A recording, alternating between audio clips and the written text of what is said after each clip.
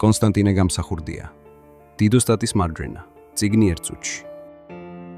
რაღივს უკვდავება. კონსტანტინე გამსახურდიას აზრით, ის მარჯვენა ხელის ფასი ღირს. დიდოსტატის მარჯვენა. ეს არის ისტორია ორ კაცზე, რომლებიც ერთმანეთს ვერ იტანდნენ, მაგრამ ერთმანეთის გარეშე არაფერს წარმოადგენდნენ. მეფე გიორგი ძალაუფლების განსახიერება, რომელსაც სურს ღმერთს გაუტოლდეს, და არსაკიძე, გენიოსი არქიტექტორი, რომელსაც შეუძლია ქვისგან სასწაული შექმნას. მათ შორის დგას შორენა, ქალი, რომელიც ორივეს უყვარს, ქალი, რომელიც ამ დაპირისპირების კატალიზატორი ხდება. მეფეს აქვს ძალა, მაგრამ არ აქვს ნიჭი. ოსტატს აქვს ნიჭი, მაგრამ არ აქვს ძალა. სვეტი ცხოველი შენდება. ტაძარი იზრდება, მასთან ერთად იზრდება მეფის შურიც. როგორ შეიძლება მონა მეფეზე მაღლა იდგეს? განაჩენი სასტიკია. ტაძარი უნდა დარჩეს, ოსტატი კი განადგურდეს.